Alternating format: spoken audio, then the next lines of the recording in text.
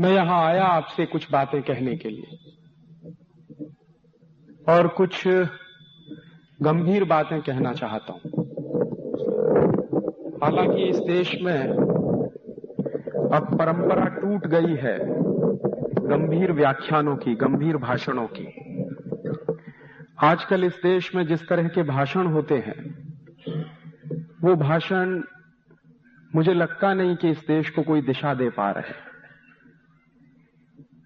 गंभीर बातें होती नहीं हैं, न समाज में हो रही हैं, न पार्लियामेंट के अंदर हो रही हैं। जिनको देश की दिशा देनी चाहिए वो दिशाहीन हो गए हैं। तो दिशाहीन लोग कभी समाज को दिशा नहीं दे पाते। मेरे जैसे आदमी को इस काम में लगना पड़ा, ये मैं बहुत खुशी से नहीं लगा हूं।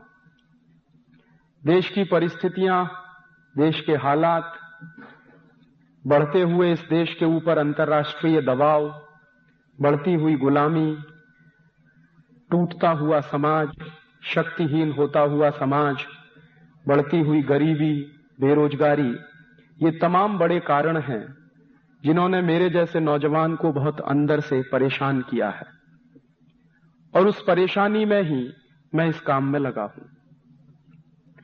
मेरे सोचने का ढंग थोड़ा फर्क है।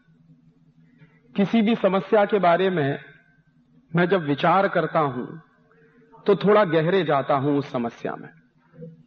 उसका शायद एक कारण यह भी हो सकता है कि मैं विज्ञान और तकनीकी का विद्यार्थी रहा और आज भी हूं। तो विज्ञान और तकनीकी का विद्यार्थी होने के नाते किसी भी समस्या की समाधान तलाशने के लिए उसके जब तक हिस्टोरिकल एस्पेक्ट को समझ नहीं लेता तब तक मुझे वो समस्या समझ में नहीं आती। इस देश में वर्तमान में जो परेशानियां हैं उन परेशानियों को भी मैंने वैसे ही समझने की कोशिश की है। और इस देश की परेशानियों को समझने के लिए पिछले कुछ वर्षों में मैंने लगभग 20,000 से ज्यादा दस्तावेज इकट्ठे किए हैं। ये जो डॉक्यूमेंट्स मैंने इकट्ठे किए हैं ये इंडिया ऑफिस लाइब्रेरी के डॉक्यूमेंट्स हैं, लंदन के, ब्रिटिश हाउस ऑफ कॉमन्स की लाइब्रेरी के डॉक्यूमेंट्स हैं, दुनिया के तमाम दूसरे देशों की लाइब्रेरीज और आर्काइव्स से निकाले गए डॉक्यूमेंट्स हैं। कुछ डॉक्यूमेंट हिंदुस्तान की आर्काइव्स से निकाले हैं मैंने, और उनके आधार पर जो मेरी समझ बनी है वही आपसे शेयर करने आया हूं।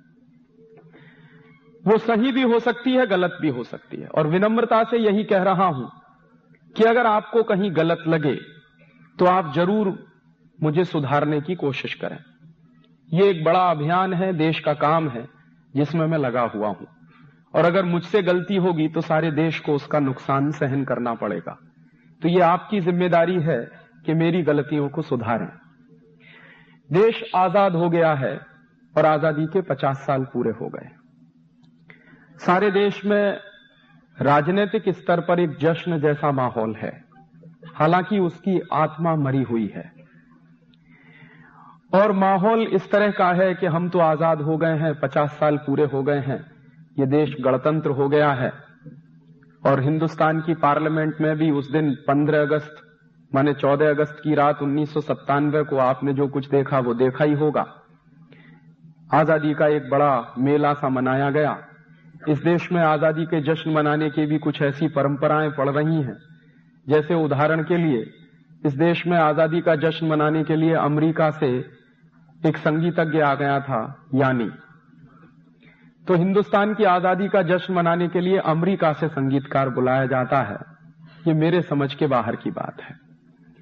उस यानी को हिंदुस्तान की आजादी के बारे में क्या समझ है और कितनी समझ है, और साथ ही साथ उस यानी को संगीत की कितनी समझ है जो मेरे देश में चलता है और बजाया जाता है।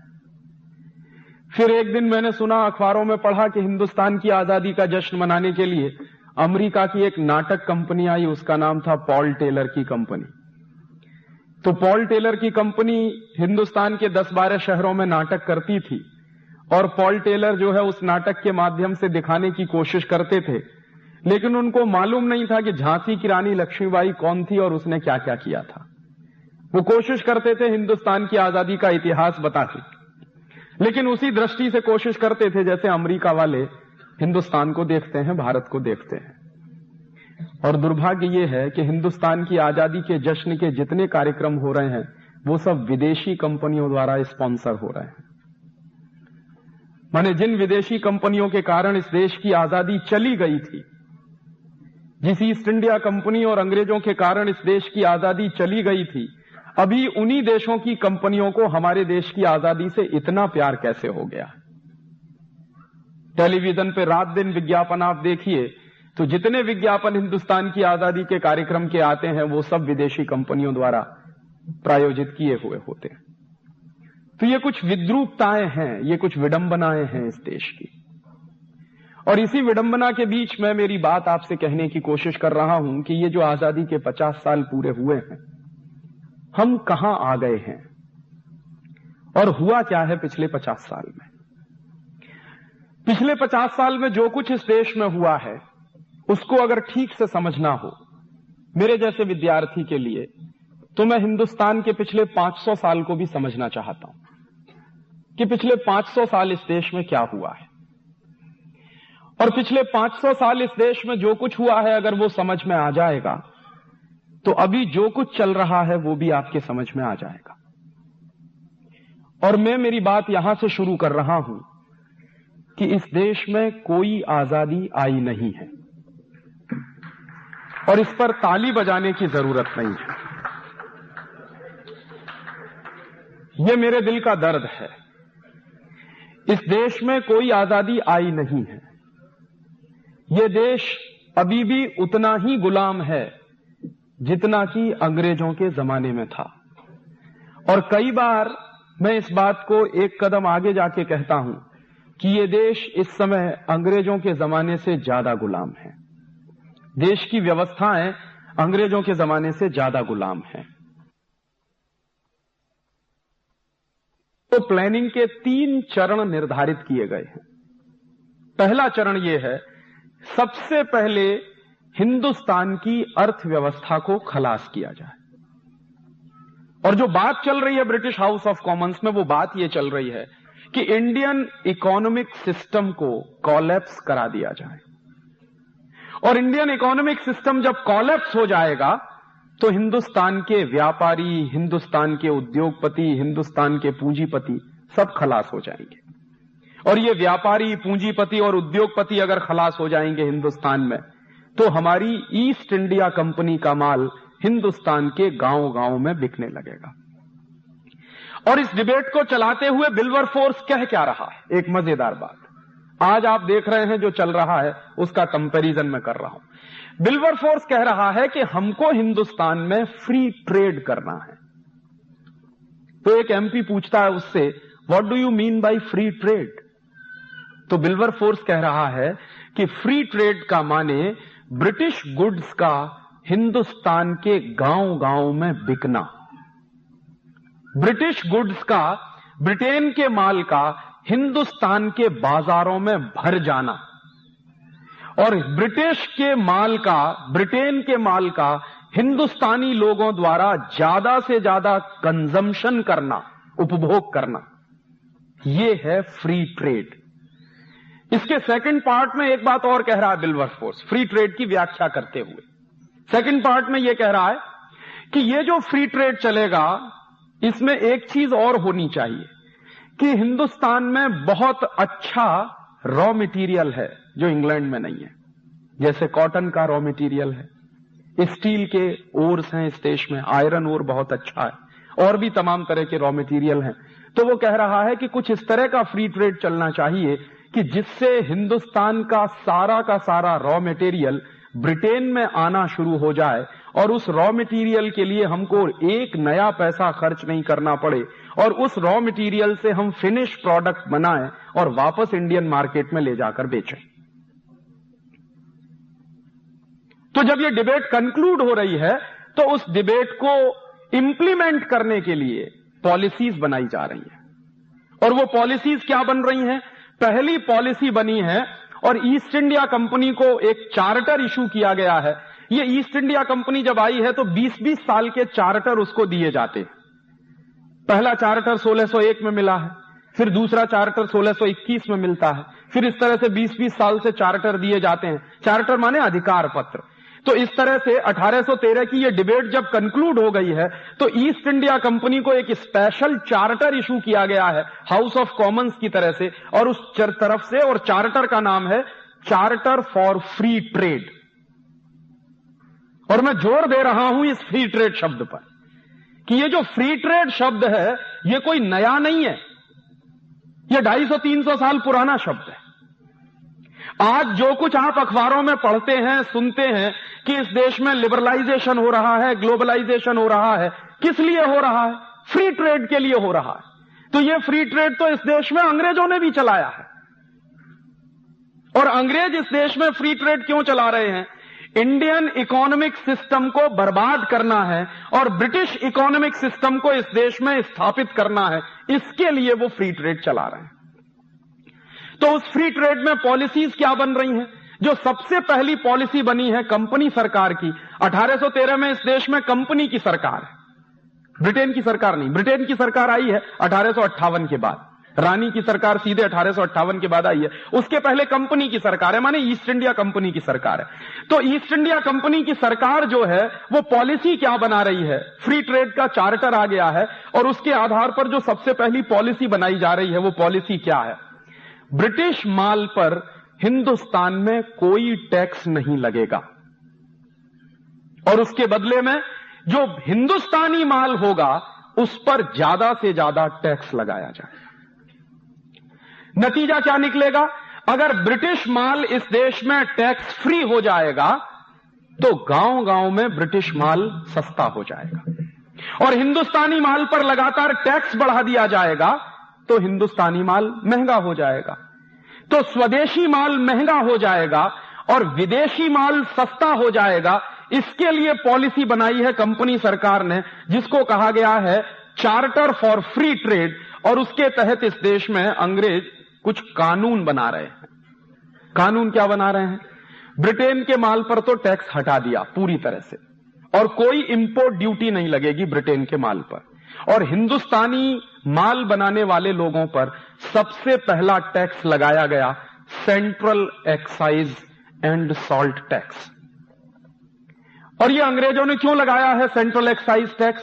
ताकि हिंदुस्तान में माल बनाने वाले लोगों का माल महंगा हो जाए। तो सेंट्रल एक्साइज टैक्स लगा दिया, माने जो वस्तुएं बन रही हैं उस पर उत्पाद कर, वस्तुओं के उत्पादन पर कर। उसके बाद हिंदुस्तानी व्यापारी उन वस्तुओं को बाजार में बेच रहे हैं तो कंपनी सरकार ने वस्तुओं के बाजार में बेचने पर भी कर लगाया है जिसको अंग्रेजों ने कहा है सेल्स टैक्स।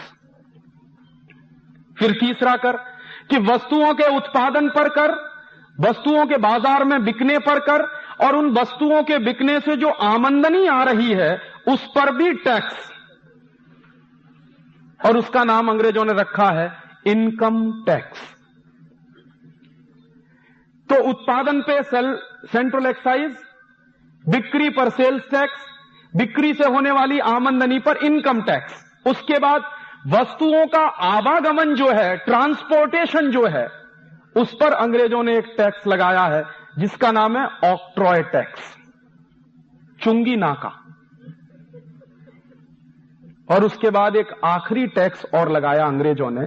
अंग्रेजी सरकार क्या करती थी, कंपनी सरकार क्या करती थी कि कहीं कहीं पुल बनाती थी, तो पुल पर से माल लेके जब ट्रक गुजर रहा है तो आपको पुल का कर देना है क्योंकि हमारी सड़क आप इस्तेमाल कर रहे हैं। तो उसको उन्होंने नाम दिया टोल टैक्स। तो कितने टैक्स लगा दिया अंग्रेजों ने? वस्तुओं के उत्पादन पर सेंट्रल एक्साइज, वस्तुओं की बिक्री पर सेल्स टैक्स, उसके बाद इनकम पर इनकम टैक्स, उसके बाद ट्रांसपोर्टेशन के लिए आपको टोल टैक्स और ऑक्ट्रॉय टैक्स। और ये पांचों टैक्स अंग्रेज लगा रहे हैं इस देश के उद्योगपतियों पर ताकि इस देश के उद्योगपतियों का नाश किया जाए। और इसके बदले में जितना भी ब्रिटेन से माल आ रहा है इस देश में उस पर से सारे टैक्स हटा लिए गए हैं क्योंकि ब्रिटेन का माल इस देश के गांव गांव में उनको बेचना है। नतीजे क्या निकलते हैं? जब ये पांचों के पांचों टैक्स लग जाते हैं, और उस जमाने की बात कर रहा हूं, आज से लगभग 200 साल पहले की, 1844 1850 में, सॉरी 150 साल पहले की, उस समय मैंने एक दिन हिसाब लगाया कि अंग्रेजी सरकार ने कुल कितना टैक्स लगा दिया हिंदुस्तान के व्यापारियों पर। तो पता चल रहा है कि हर 100 रुपए के व्यापार पर 127 रुपए का टैक्स है। और इस बात की गंभीरता को समझिए कि हर 100 रुपए के व्यापार पर 127 रुपए का टैक्स है। तो एक दिन हाउस ऑफ कॉमन्स में डिबेट चल रही है और एक एमपी कह रहा है कि हिंदुस्तान के व्यापारियों पर इतना टैक्स लगा दिया है, ये सब मर जाएंगे। तो दूसरा एमपी जवाब दे रहा है कि यही हमें करना है। एक दूसरा एमपी खड़ा हो जाता है तो वो कहता है कि दोनों हाथ में लड्डू हैं हमारे, या तो हिंदुस्तानी व्यापारी मर जाएंगे, माने 100 रुपए पर अगर 127 रुपए टैक्स देना पड़ जाए तो या तो वो आदमी मर जाएगा और या वो बेईमान हो जाएगा, और अगर वो बेईमान हो जाएगा तो भी हमारे गुलामी में आ जाएगा और बर्बाद हो जाएगा, तब तो हमारी गुलामी में आने ही वाला है। अब आप ध्यान करिए इन दो बातों को कि इस देश में टैक्सेशन का सिस्टम क्यों लाया जा रहा है, ताकि हिंदुस्तान के व्यापारियों को, पूंजीपतियों को, काम करने वालों को, उत्पादकों को बेईमान बनाया जाए या फिर उनको खलास कर दिया जाए। ईमानदारी से काम करें तो खलास हो जाए और बेईमानी से काम करें तो टैक्स की चोरी करें, और टैक्स की चोरी करें तो हमेशा ब्रिटिश सरकार के अधीन रहें, क्योंकि चोरी करने वाला आदमी कभी आंख में आंख डाल के बात नहीं कर सकता। और इसके लिए फिर उन्होंने डिपार्टमेंट्स बना दिए, income tax department, central excise department, toll tax वाला डिपार्टमेंट, सेल्स टैक्स वाला डिपार्टमेंट, ऑक्ट्रॉय वाला डिपार्टमेंट। और आपको मैं बताऊं कि ये पांचों के पांचों डिपार्टमेंट आज आजादी के 50 साल में भी चल रहे। अंग्रेजों ने इन डिपार्टमेंट्स को बनाया था हिंदुस्तान के व्यापारियों का सत्यानाश करने के लिए। तो मुझे लगता था कि जब 1947 में इस देश में आजादी आई तो अंग्रेजों द्वारा बनाए गए ये पांचों डिपार्टमेंट्स बंद कर देने चाहिए थे, लेकिन वो आज भी चल रहे हैं। और उसी दौर की एक जानकारी और दूं कि अंग्रेजों ने सबसे पहले जब इनकम टैक्स लगाया तो उसकी रेट क्या है, कितना इनकम टैक्स देना पड़ता है। तो अंग्रेजों का जो सबसे पहला इनकम टैक्स का रेट है वो 97% का है, माने 100 रुपए की इनकम है तो 97 रुपए का टैक्स आपको देना पड़ेगा, माने सिर्फ 3 रुपया आपको मिलेगा। और आपको शायद ये मालूम होगा, कुछ बुजुर्ग यहां बैठे होंगे इस सभा में, आजादी के 1947 के बाद कम से कम 20-25 साल तक इनकम टैक्स इस देश में 97% लगता रहा है। आजादी के बाद की बात कर रहा हूं। 1970-72 तक 97% ही इनकम टैक्स लगता रहा इस देश में, जबकि आजादी आ गई थी 1947 में। तो मेरा सबसे पहला और गंभीर प्रश्न यह है कि जो टैक्सेशन का स्ट्रक्चर अंग्रेजों ने बनाया, वही टैक्सेशन का स्ट्रक्चर इस समय देश में चल रहा है। अंग्रेजों ने क्यों बनाया? हिंदुस्तानी व्यापारियों को बर्बाद करने के लिए, और हिंदुस्तानी व्यापारी बर्बाद हुए। 1835-1840 में इस देश की क्या स्थिति है व्यापार के क्षेत्र में, उसका एक आंकड़ा है, और ये आंकड़ा statistics British house of Commons की डिबेट से मैंने निकाला। हाउस ऑफ कॉमन्स की डिबेट चल रही है तो एक एमपी कह रहा है कि हिंदुस्तान का व्यापार है कितना पूरी दुनिया में। तो एक सर्वे किया है, और वो सर्वे किया है कई यहां के रेवेन्यू ऑफिसर्स हैं जो ब्रिटेन की सरकार के यहां पर पोस्टेड हैं, और उनका एक हेड है, हेड ऑफिसर, जिसका नाम है विलियम एडम। तो विलियम एडम कई रेवेन्यू कलेक्शन के ऑफिसर्स को लगाता है सर्वे के काम में, पता लगाओ कि हिंदुस्तान का टोटल ट्रेड कितना। तो उसका आंकड़ा है 1835-1840 के आसपास, और ये 1850 तक भी चलता रहा है। 1850 के आसपास तक हमारा टोटल ट्रेड सारी दुनिया के ट्रेड का 1/3 है। माने पूरी दुनिया में अगर उस जमाने में $100 बिलियन का ट्रेड चल रहा हो तो $33 बिलियन का ट्रेड अकेले हिंदुस्तान का है।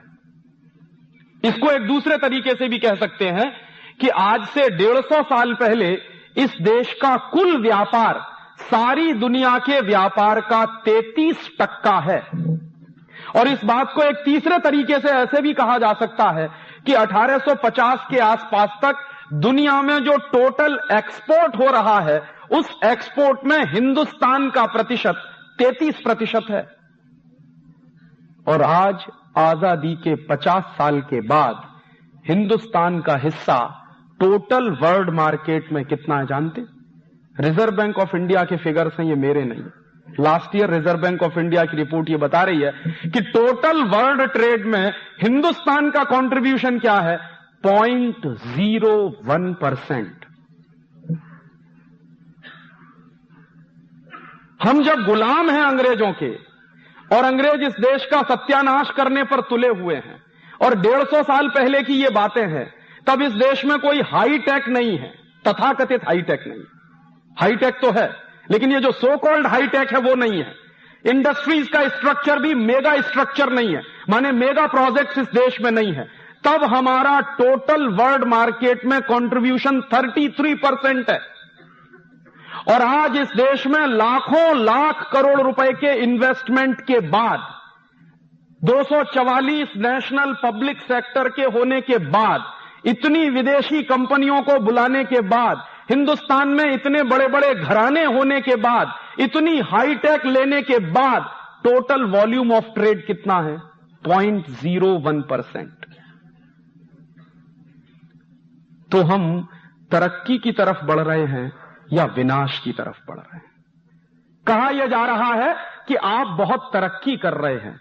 तो मैं मानता था कि तरक्की होती अगर 33% वाला ट्रेड हमारा 50% हो गया होता, 70% हो गया होता, तो मानता कि हिंदुस्तान ने तरक्की कर ली है। लेकिन यह तो घट के 0.01% पे आ गया। तो हम तरक्की कर रहे हैं या कहीं पीछे की तरफ जा रहे हैं? और इसी के साथ याद आ गई एक बात, तो बता रहा हूं।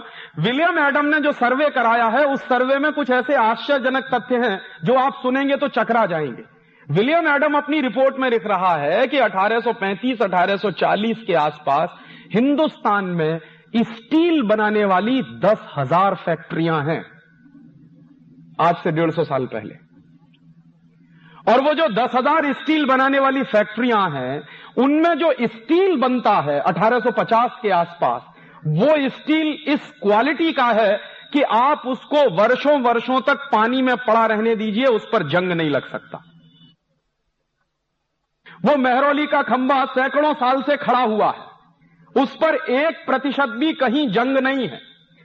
और आज आधुनिक टेक्नोलॉजी से बनने वाले किसी भी स्टील को आप अपने आंगन में फेंक दीजिए, 3 महीने बारिश में उसको पड़ा रहने दीजिए, मैं चैलेंज से कहता हूं उस पर जंग लग जाएगा।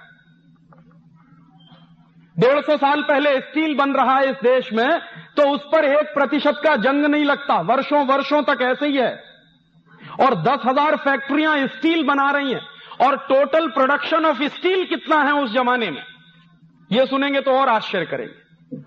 टोटल स्टील प्रोडक्शन है 1850 में हिंदुस्तान का एक साल का करीब करीब 80 से 90 लाख टन एक साल का।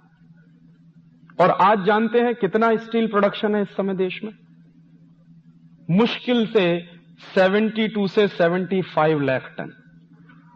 इतने मेगा प्रोजेक्ट्स हैं, इतना हैवी इन्वेस्टमेंट है, इतने बड़े बड़े सफेद हाथी हमने खड़े किए हुए हैं, तब स्टील प्रोडक्शन है 70 लाख टन के आसपास।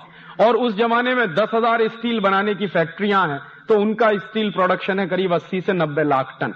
और हिंदुस्तान 1850 में स्टील एक्सपोर्टिंग कंट्री रहा है। और ये दस्तावेज ब्रिटेन के पार्लियामेंट के हैं, जब एक एमपी कह रहा है कि ईस्ट इंडिया कंपनी के जितने जहाज बनाए गए हैं वो सब हिंदुस्तान के स्टील को इंपोर्ट करके बनाए गए हैं।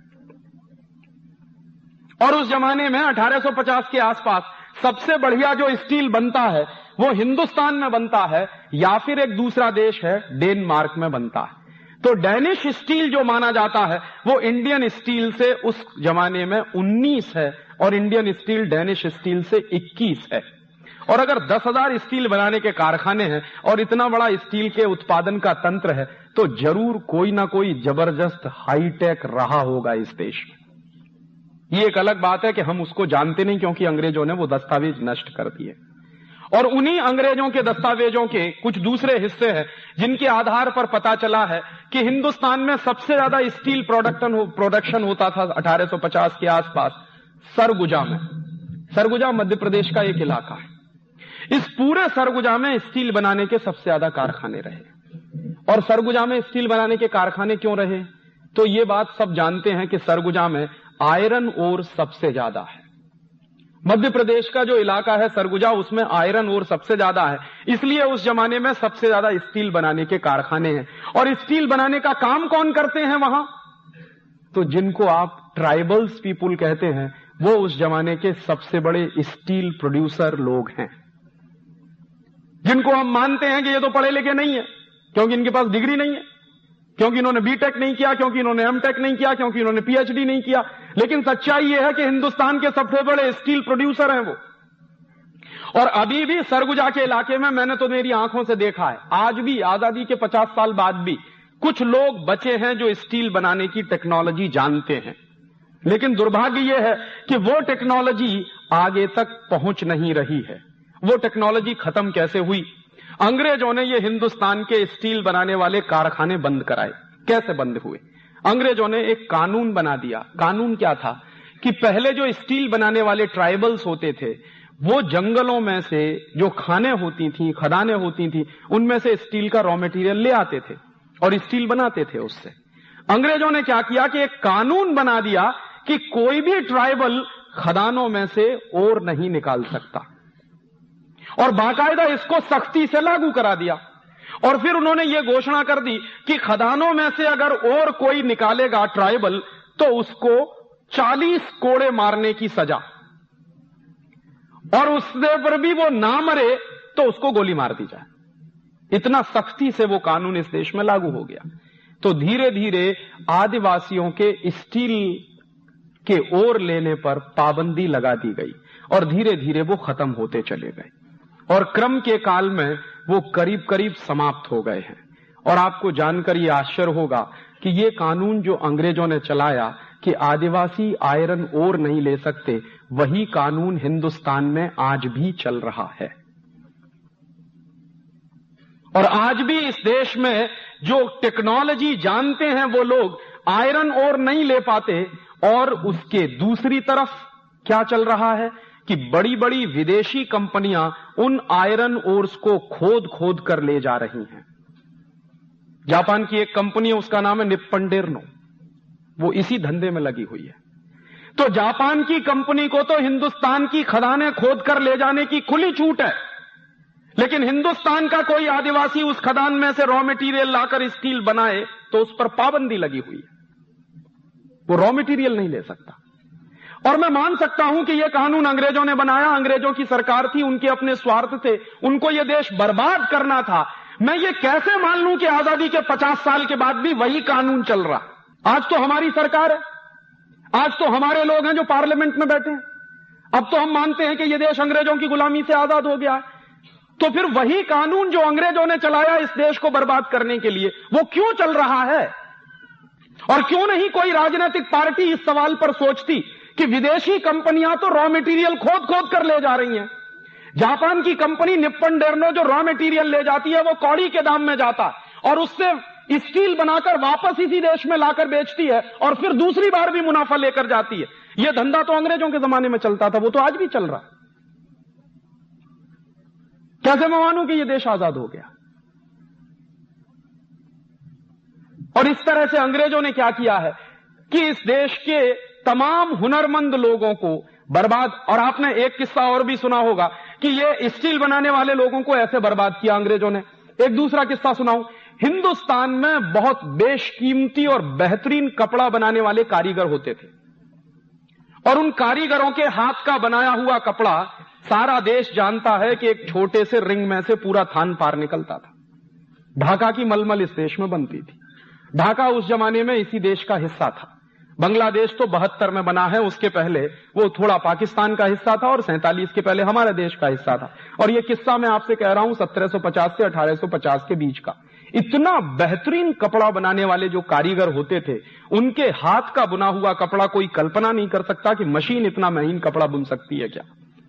जिस टेक्नोलॉजी, जिस हुनर से वो कपड़ा बनाते थे, और सारी दुनिया में वो कपड़ा बिकता था, मशहूर था हिंदुस्तान का कपड़ा। सबसे ज्यादा जो एक्सपोर्ट अर्निंग्स होती थी हमारे देश को, वो दो ही चीजों से होती थी, या तो हमारे मसाले बिकते थे या हमारा कपड़ा बिकता था। तो कपड़ा बनाने वाले जो कारीगर थे, अंग्रेजों को उनसे परेशानी थी। अंग्रेजों को क्या परेशानी थी? लंकाशायर और मानचेस्टर का कपड़ा इस देश में बिक नहीं पाता था, क्योंकि हिंदुस्तानी कपड़ा ही इतने क्वालिटी का बनता था, कोई खरीदता ही नहीं था लंकाशायर और मानचेस्टर के कपड़े को। तो अंग्रेजों ने क्या किया? फ्री ट्रेड के नाम पर हिंदुस्तान का बेहतरीन कपड़ा बनाने वाले कारीगरों के अंगूठे काटे गए, उनके हाथ काटे गए। सूरत के इलाके में दस्तावेज है मेरे पास, 1 लाख से ज्यादा कारीगरों के अंगूठे कटे हैं अंग्रेजों के जमाने। बिहार में एक इलाका है, उसका नाम है मधुबनी। मधुबनी के इलाके में अंग्रेजों ने करीब 2.5 से 3 लाख कारीगरों के हाथ काटे हैं। और अंग्रेजों की ईस्ट इंडिया कंपनी ये काम करते हुए बड़ा गर्व महसूस कर रही है। और जब लंकाशायर और मानचेस्टर का कपड़ा बिकना शुरू हो जाएगा तो हिंदुस्तान की कपड़ा मिलें बंद हो जाएंगी। और ये हिंदुस्तान का कपड़ा उद्योग इस देश का सबसे बड़ा उद्योग है, जो सबसे ज्यादा एक्सपोर्ट अर्निंग देता है। अगर ये कोलैप्स हो जाएगा तो इंडियन इकोनॉमी कोलैप्स हो जाएगी। ये डिबेट है ब्रिटिश पार्लियामेंट की, और उसके बाद उन्होंने ये कर दिया। बाद में क्या हुआ है कि लंकाशायर और मानचेस्टर से आने वाले कपड़े पर टैक्स हटाया गया, और हिंदुस्तान के व्यापारियों के ना सिर्फ अंगूठे और हाथ काटे गए हैं, बल्कि हिंदुस्तान के व्यापारी जो कपड़ा बना रहे हैं उन पर टैक्स भी बढ़ा दिया गया। सूरत की टेक्सटाइल इंडस्ट्री पर 1840 के बाद अंग्रेजों ने 1000% एक्स्ट्रा टैक्स लगाया ताकि यह इंडस्ट्री बंद हो जाए। और मानचेस्टर और लंकाशायर का कपड़ा टैक्स फ्री कर दिया है ताकि इस देश में गांव गांव में, गली गली में वही कपड़ा बिकने लगे। बाद में यहां से वो रॉ मटेरियल भी ले जा रहे हैं, और रॉ मटेरियल जो जा रहा है वो कॉटन के रूप में जा रहा है। और अंग्रेजों को रॉ मटेरियल ले जाने के लिए बड़ी प्रॉब्लम आ रही है उस जमाने में। तो उस प्रॉब्लम को सॉल्व करने के लिए अंग्रेजों ने जानते हैं क्या किया? रेल चलाई है इस देश में। मेरे बहुत सारे लोग कहते हैं, मेरे दोस्त कहते हैं कि अगर अंग्रेज नहीं आते तो इस देश में रेल नहीं होती। और रेल अंग्रेजों ने चलाई क्यों है? रेल अंग्रेजों ने चलाई है ताकि हिंदुस्तान के गांव गांव से कॉटन इकट्ठा करके रेल में भर के उसको बंबई तक पहुंचाया जाए, और बंबई से पानी के जहाज में भर के लंदन ले जाया जाए। सबसे पहली रेल चली है इस देश में, ये अहमदाबाद बंबई वाली, ये सबसे पुरानी रेलवे लाइन है इस देश की। एक्सपेरिमेंट के रूप में अंग्रेजों ने जो रेल चलाई है वो सबसे पहले चलाई है बंबई से ठाणा के बीच में। लेकिन जब एक्सपेरिमेंट सक्सेसफुल हो गया है तो फिर उन्होंने सबसे पहली रेल चलाई है अहमदाबाद और बंबई के बीच में। ये जो अहमदाबाद और बंबई का पूरा इलाका है, ये सबसे बेस्ट किस्म के कॉटन प्रोड्यूसर एरियाज रहे हैं। तो यहां से क्या होता है, रेल चल रही है, उसमें कॉटन भर भर के यहां आ रहा है बंबई के बंदरगाह पर, और बंबई के बंदरगाह से वो कॉटन जहाजों में भरकर इंग्लैंड जा रहा है। तो जहाजों में जो कॉटन भरकर इंग्लैंड जाता था तो अंग्रेजों को अपने खाली जहाज भेजने पड़ते थे ताकि यहां का कॉटन भर के लंदन जाए। तो अक्सर क्या होता था कि अंग्रेजों के जो जहाज आते थे खाली या खाली, वो कभी कभी डूब जाया करते थे। अक्सर खाली जहाज जो होता है वो समुद्र में डूबने के चांसेस उसके ज्यादा होते हैं। तो अंग्रेजों ने उसकी एक युक्ति निकाली थी कि वहां से जहाज खाली नहीं आना चाहिए। तो अंग्रेज क्या करते थे कि उसमें नमक भर के उस जहाज को हिंदुस्तान में भेजा करते थे, और वो नमक यहां बंबई के बंदरगाह पे निकाल दिया जाता था, और उसमें फिर कॉटन भर के वो जहाज वापस लंदन चला जाता था। नतीजा क्या होने लगा कि अंग्रेजों के जहाज आते थे तो नमक आता था, नमक आता था तो नमक का ढेर लग जाता था। तो अंग्रेजों की ईस्ट इंडिया कंपनी को प्रॉब्लम हुई कि इस नमक का करें क्या। तो उन्होंने एक नियम बना दिया कि हिंदुस्तान के गांव गांव में ब्रिटेन का नमक बिकवाना शुरू कर दो। तो इसके लिए उन्होंने क्या किया? इसके लिए उन्होंने यह किया कि हिंदुस्तान में जो अपना नमक बनता था स्वदेशी, उस पर टैक्स लगा दिया, और ब्रिटेन का जो नमक आता था उसको टैक्स फ्री कर दिया। नतीजा क्या निकला कि हिंदुस्तान में अंग्रेजों का गांव गांव में नमक भी बिकने लगा। और यह बात गांधी जी को बर्दाश्त नहीं थी। गांधी जी की उम्र उस जमाने में, यह 1890 की बात मैं कह रहा हूं, मुश्किल से 20-21 साल की उम्र थी। 20-21 साल की उम्र में वो लंदन में थे, और लंदन की एक वेजिटेरियन काउंसिल के मेंबर थे। तो लंदन की वेजिटेरियन काउंसिल के मेंबर की हैसियत से उन्होंने एक लेख लिखा था 1890 में, उसकी फोटोकॉपी मुझे मिल गई है। उस लेख में गांधी जी लिख रहे हैं कि ये अंग्रेज कितने क्रूर हैं, इन्होंने हिंदुस्तानी नमक पर भी टैक्स लगा दिया है। और हिंदुस्तानी नमक पर टैक्स लगा के इन्होंने क्या किया है, गांव गांव में हिंदुस्तानी नमक महंगा हो गया है। और अंग्रेजों की चाल यह है कि उनका जो ब्रिटिश नमक है वो हिंदुस्तान के गांव गांव में बिके। और वो क्या कह रहे हैं? वो कह रहे हैं कि अंग्रेजों के दोनों हाथ में लड्डू हैं, इंडियन नमक पर टैक्स लगा दिया है तो इंडियन नमक महंगा हो गया है, उससे रेवेन्यू कलेक्शन भी बढ़ गया अंग्रेजों का, और ब्रिटेन का नमक गांव गांव में सस्ता हो गया है, उसकी बिक्री से मुनाफा भी हो रहा। और तब गांधी जी कह रहे हैं कि ये तो इतना क्रूर कानून है, इसके खिलाफ तो कुछ होना चाहिए। गांधी जी की उम्र उस समय मुश्किल से 20-21 साल की है, लेकिन उस उम्र में उनके दिमाग में यह मंथन चल रहा है कि कुछ होना चाहिए। और वो मंथन चलते चलते 1930 में नमक सत्याग्रह के रूप में प्रकट हुआ। और गांधी जी ने नमक सत्याग्रह किया क्यों है? गांधी जी ने नमक सत्याग्रह इसलिए किया है कि अंग्रेजों का नमक इस देश में बिक रहा है, इंडियन नमक पर टैक्स लगा हुआ है, हिंदुस्तानी लोगों को नमक बनाने से रोका जाता है, अंग्रेजों के लोग इस देश में नमक बनाते हैं और बेचते हैं। इस कानून को मैं तोड़ूंगा और इसके खिलाफ मुझे सत्याग्रह करना है। गांधी जी के साथ इस सत्याग्रह में आने के लिए कोई तैयार नहीं है, तो गांधी जी कह रहे हैं कि मैं अकेले जाऊंगा। उस जमाने में पंडित मोतीलाल नेहरू गांधी जी को चिढ़ा रहे हैं। और क्या कह रहे हैं पंडित मोतीलाल नेहरू? कि बापू, अगर नमक सत्याग्रह करने से आजादी मिल जाए तो कोई भी आजादी ना ले ले इस देश में। तो मोतीलाल नेहरू को गांधी जी कह रहे हैं कि पंडित, तुम एक बार नमक कानून तोड़कर देखो तो तुमको पता चल जाएगा कि आजादी आती है कि नहीं आती है। और इस देश में नमक सत्याग्रह आजादी के प्रतीक के रूप में उभर कर आया। और उस गांधी नाम के व्यक्ति ने दांडी के समुद्र तट पर एक मुट्ठी नमक हाथ में लेकर 6 अप्रैल 1930 को कसम खाई है कि आज के बाद इस देश में अंग्रेजों का नमक नहीं बिकेगा। गांव गांव में, गली गली में अपना नमक हम बनाएंगे, और इसके लिए हमको नमक कानून तोड़ना पड़ेगा तो हम तोड़ेंगे। और उस नमक कानून को तोड़ने में लाखों लाखों लोग जेल गए हैं। पूरे देश में लाखों लाखों लोग अंग्रेजों की लाठीचार्ज से घायल हुए और हजारों लोग उसमें मर गए। बाद में अंग्रेजी सरकार को झुकना पड़ा है और वो सारा का सारा वापस किया गया।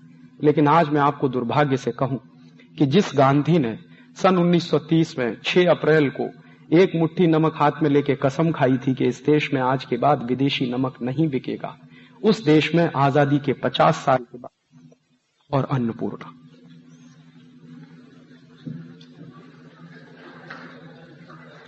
और ये ताली बजाने की बात नहीं।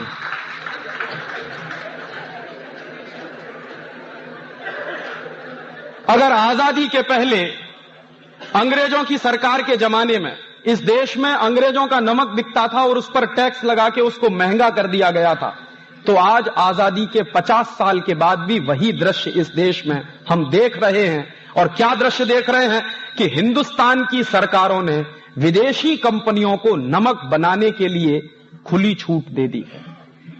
इस नमक को बनाने में कौन सी हाई टेक है, आप जरा मुझे बताइए। नमक को बनाने में कौन सी मशीन लगती है, यह मुझे बताइए। सूरज की रोशनी होती है, समुद्र का पानी होता है। सूरज की रोशनी और समुद्र के पानी के मिलन से नमक बन जाता है, और हिंदुस्तान में हजारों साल से यह टेक्नोलॉजी इस्तेमाल होती है। सारी दुनिया के कई देशों में यही टेक्नोलॉजी इस्तेमाल होती है। और इस काम के लिए भी अगर विदेशी कंपनियों को बुलाया जाए तो मैं कैसे मान लूं कि यह देश आजाद हो गया है। और कहीं गांधी जी की आत्मा देखती होगी स्वर्ग से तो 8-8 आंसू रोती होगी कि जिस देश में मैंने नमक सत्याग्रह किया उस विदेशी कंपनी का नमक ना खाया जाए, इसके लिए आज इस देश के लोग बाजार में विदेशी कंपनी का नमक खरीद रहे हैं। शायद हमको मालूम नहीं है हम कितना बड़ा नेशनल क्राइम कर रहे हैं जब ये काम हम कर रहे हैं। और इसलिए मैं मानता नहीं कि ये देश आजाद हो गया है। इस देश में गुलामी के पहले की जो व्यवस्थाएं थी, आजादी के पहले की जो व्यवस्थाएं थी, वही व्यवस्थाएं चल रही हैं। और अंग्रेजों ने इस तरह से इस देश को खलास किया है। एक दो और उदाहरण दूं आपको कि अंग्रेजों के जमाने की व्यवस्थाएं कैसे चल रही हैं। 1865 में अंग्रेजों ने इस देश में एक कानून बना दिया। उस कानून का नाम था इंडियन फॉरेस्ट एक्ट। और यह कानून अंग्रेजों ने क्यों बनाया? यह कानून अंग्रेजों ने बनाया कि हिंदुस्तान में जंगल जो होते थे वो ग्राम समाज की संपत्ति होते थे, गांव सभा की संपत्ति होते थे। तो गांव के लोगों का जंगल पर अधिकार होता था। और जब जंगल गांव समाज की संपत्ति होते थे, ग्राम सभा की संपत्ति होते थे, तो जंगलों की रखवाली करने का काम गांव के लोगों का होता था। और गांव के लोग मानते थे कि ये हमारी प्रॉपर्टी है, तो उस प्रॉपर्टी को सुरक्षित और संरक्षित रखने के उन्होंने 50 तरीके अपनाए थे। हिंदुस्तान में आज भी एक ऐसी जाति है राजस्थान में जिस जाति का नाम है विश्नोई। और एक बार मैं ये विश्नोई जाति के लोगों के गांव में जाके आया। अलवर जिले के आसपास के इलाके में ये विश्नोई जाति के लोग काफी रहते हैं। तो एक बार मैं उनके गांव में गया था व्याख्यान करने के लिए। तो मैंने उनके गांव के सरपंच और मुखिया से कहा कि आप मुझे अपने गांव का इतिहास बताइए पहले, फिर मैं आपसे कुछ कहूंगा। पहले तो मैं आपसे सुनने आया। तो गांव के मुखिया ने बताया कि राजीव भाई, सन 1865 में अंग्रेज सरकार ने हमारे विश्नोई जाति के हजारों लोगों का कत्ल किया। मैंने कहा क्यों?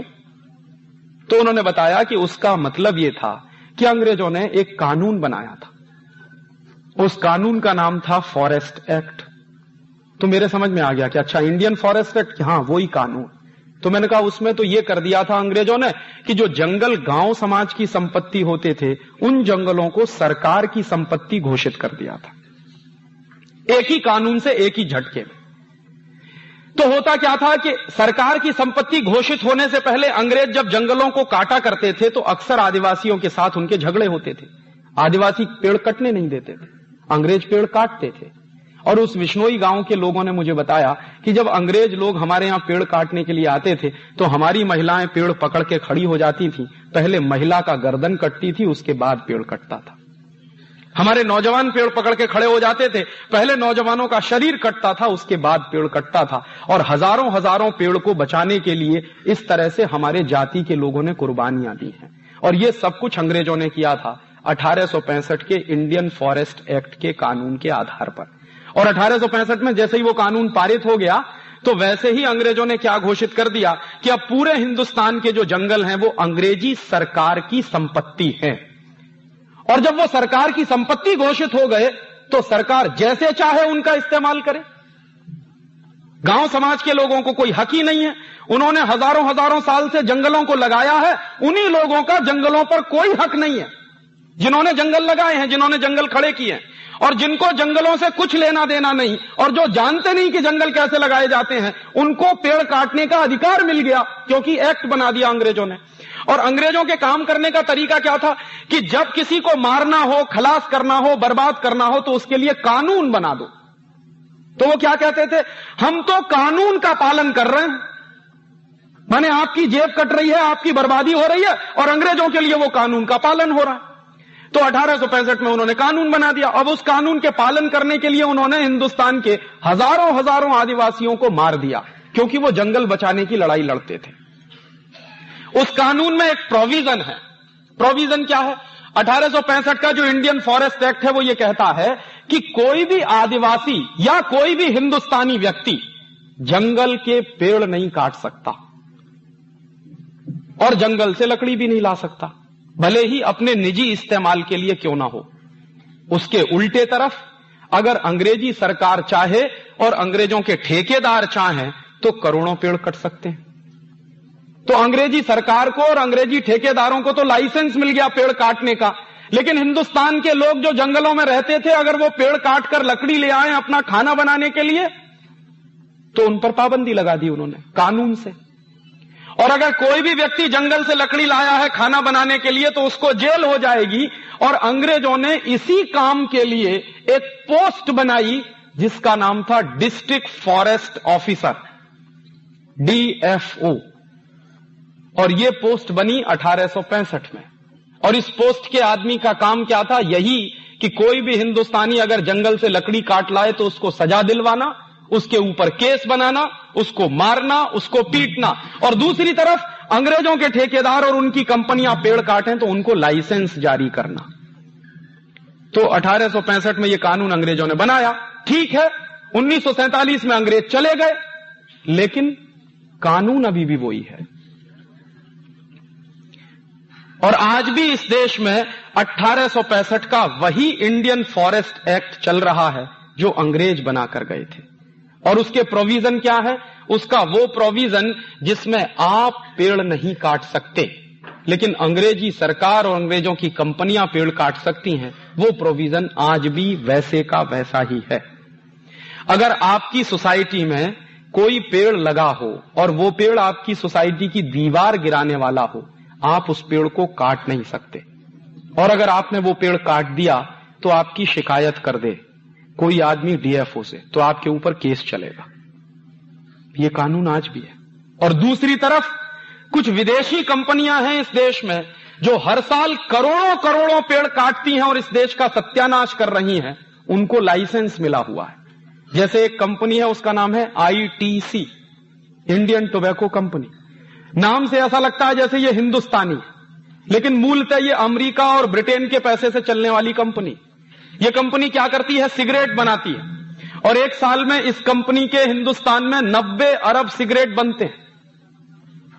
और वो 90 अरब सिगरेट बनाने के लिए इस कंपनी को कागज की जरूरत होती है, क्योंकि सिगरेट की जो तंबाकू होती है वो तो खेतों में पैदा हो जाती है, लेकिन तंबाकू के ऊपर जो कागज लपेटा जाता है वो तो बनाना पड़ता है। और वो कागज लपेटकर जो सिगरेट की स्टिक बन जाती है उसको पैकेट के अंदर बंद करना पड़ता है, तो पैकेट के लिए भी कागज बनाना पड़ता है। फिर उनकी एडवर्टाइजमेंट करनी पड़ती है कंपनी को, तो उसके लिए पोस्टर चाहिए, तो उसका भी कागज बनाना पड़ता है। तो ये company on an average 500 cigarette बनाने के लिए एक पेड़ काटती है, और हर साल ये कंपनी 1400 करोड़ पेड़ काट देती है। उसको लाइसेंस मिला हुआ है, आप अगर एक पेड़ काटें तो आपको जेल हो जाएगी। ये कानून किसका है? ये कानून अंग्रेजों के जमाने का। क्यों चल रहा है, इसका जवाब कौन देगा?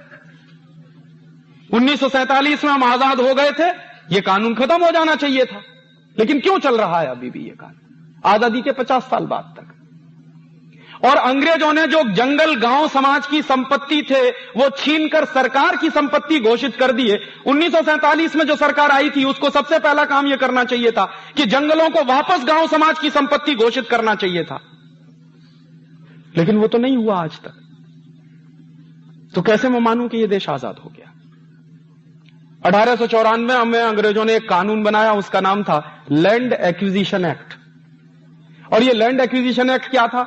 गांव गांव के लोगों की जमीन हड़पने के लिए अंग्रेजों को एक कानून की जरूरत थी, क्योंकि अंग्रेजी पुलिस ऑफिसर जो होते थे वो गांव गांव में जाते थे, लोगों को मारते थे, पीटते थे, उनकी जमीन हड़प लेते थे। और ना सिर्फ जमीन हड़पते थे बल्कि हिंदुस्तान के बड़े बड़े राज्य भी लोग अंग्रेजों ने हड़प लिए थे। यहां के जो कई राजा थे उनकी स्टेट हड़प ली थी अंग्रेजों ने। और ऐसा एक किस्सा तो आप सबको मालूम होगा, झांसी की रानी लक्ष्मीबाई की स्टेट को अंग्रेजों ने हड़प लिया था। और झांसी की रानी लक्ष्मीबाई की स्टेट को जब अंग्रेजों ने हड़प लिया था तो उसी के लिए झांसी की रानी ने युद्ध किया था। बाद में झांसी की रानी की हत्या कराई थी, इसी देश के कुछ गद्दारों ने मिलकर झांसी की रानी को मरवाया था अंग्रेजों के साथ, उसको धोखे से। और वो गद्दार खानदान इस देश में अभी भी मौजूद है। तो झांसी की रानी की हत्या हुई थी, मामला क्या था कि स्टेट थी झांसी की, उसको हड़प लिया था। तो अंग्रेजों का एक ऑफिसर था, उसका नाम था डलहौजी। डलहौजी अक्सर यह कहा करता था कि ये हमको हमेशा स्टेट हड़पनी पड़ती है, गांव गांव की संपत्ति हमको हड़पनी पड़ती है, और इसके लिए हमको बड़ी हिंसा करनी पड़ती है, और अंग्रेजों को बड़ी मुश्किल भी सहन करनी पड़ती है। क्यों ना इसको हड़पने का एक कानून बना दिया जाए? तो उन्होंने संपत्ति गांव की हड़पने का कानून बना दिया, जिसका नाम हो गया लैंड एक्विजिशन एक्ट। और वो लैंड एक्विजिशन एक्ट आज से 103 साल पहले अंग्रेजों ने बनाया, ताकि गांव गांव की जमीन को छीना जाए, किसानों की जमीन को छीन लिया जाए, और वो जमीन छीनकर अंग्रेजी सरकार ईस्ट इंडिया कंपनी को बेचे या किसी विदेशी कंपनी को बेचे। ये धंधा करती थी उस जमाने की अंग्रेज सरकार। और आपको मैं बताऊं कि दुर्भाग्य आज हमारा ये है कि वो 103 साल पुराना कानून आज भी इस देश में चल रहा है। बस इतना फर्क हुआ है कि उस जमाने में अंग्रेज सरकार इस देश के गांव की जमीन छीनकर विदेशी कंपनियों को बेचती थी, अब हमारी सरकारें गांव के किसानों की जमीनों को छीनकर विदेशी कंपनियों को बेच रही है। इतना ही फर्क है। पहले जो धंधा अंग्रेज करते थे अब वही धंधा भारत की सरकारें कर रही हैं, तमाम प्रदेशों की सरकारें कर रही हैं। और ये सरकारें तर्क क्या देती हैं कि देश के प्रगति के लिए, देश के भले के लिए गांव की जमीन छीनकर विदेशी कंपनियों को देना बहुत जरूरी है। और उसी के आधार पर क्या हुआ है, पिछले 5 वर्षों में सन 1991 से लेकर 1996 के बीच में महाराष्ट्र की हजारों हेक्टेयर जमीन विदेशी कंपनियों को बेची गई है। हजारों हेक्टेयर जमीन। गांव के लोगों से छीनकर, उनकी पिटाई करके, उनको मारकर, उनको डरा के, उनको धमका के उनकी जमीनें छीनी गई हैं और विदेशी कंपनियों को दी गई। गुजरात में पिछले 5 साल में हजारों हेक्टेयर जमीन किसानों की छीनकर विदेशी कंपनियों को बेची गई है। और हिंदुस्तान का कोई एक प्रदेश ऐसा नहीं है, कर्नाटक में हजारों हेक्टेयर के जंगल कटवाए गए हैं ताकि विदेशी कंपनियों के कारखाने वहां लग सकें। कोजेंट्रिक्स की बिजली की जो परियोजना आ रही है कर्नाटक में, वो इसी आधार पर आ रही है कि दक्षिण के वो जो पश्चिम घाट है वहां का, उसके जो बेहतरीन जंगल हैं उनको कटवाया जाए और विदेशी कंपनी की परियोजना चले वहां पर। यह धंधा तो अंग्रेज सरकार करती थी इस देश में। अगर वही धंधा आजादी के 50 साल के बाद हमारी सरकार कर रही है तो इसको मैं अंग्रेजी सरकार कहूं कि हिंदुस्तानी सरकार कहूं? और मैं कैसे मान लूं कि यह देश आजाद है? जिस तरह से अंग्रेज जमीन छीना करते थे गांव गांव की, वैसे ही जमीन अगर आज छीन रही है और दी जा रही है विदेशी कंपनियों को, तो कैसे माने कि यह देश आजाद हो गया? काम तो वही चल रहे हैं, देश तो वैसे ही चल रहा है, सरकारें तो वैसे ही काम करती हैं जैसे अंग्रेजों के जमाने में करती थी। 1860 में अंग्रेजों ने एक कानून बनाया, उसका नाम था इंडियन पुलिस एक्ट। और ये जो 1860 का इंडियन पुलिस एक्ट बनाया, ये अंग्रेजों ने क्यों बनाया?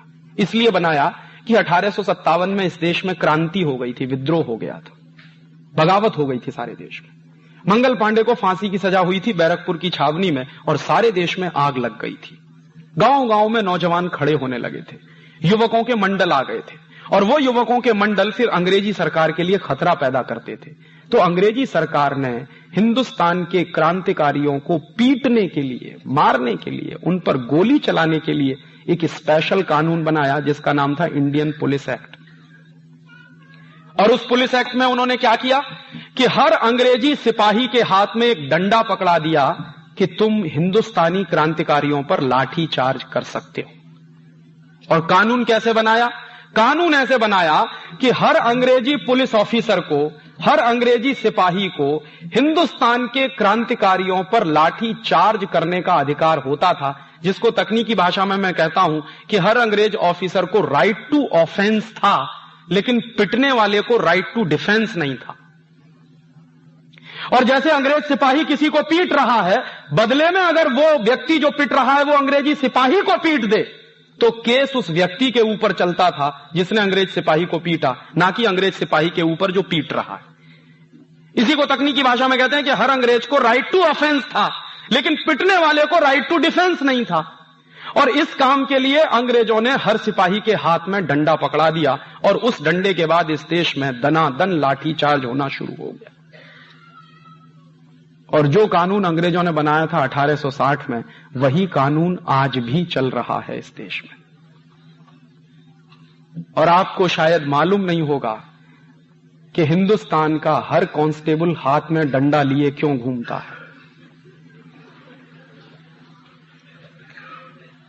ये हिंदुस्तान के हर कांस्टेबल के हाथ में डंडा किसने दिया? कानून कौन सा है जो हाथ में वो डंडा लेके घूमता? वो कानून अंग्रेजों के जमाने का है, 1860 का। और वो डंडा क्यों दिया? ताकि हिंदुस्तानी लोगों को पीटो, अपने ही भाइयों को पीटो। हमारे बहुत सारे लोग अंग्रेजी सरकार में नौकरी करते थे, अंग्रेजी पुलिस में नौकरी करते थे, तो हिंदुस्तानी अधिकारियों से हिंदुस्तानियों को पिटवाते थे अंग्रेज। अंग्रेज ऑफिसर बाद में आते थे, पहले हिंदुस्तानी भाइयों को पीटते थे। और यह दृश्य मैं मान सकता हूं कि 1860 में चलता होगा जब यह देश गुलाम होगा अंग्रेजों का।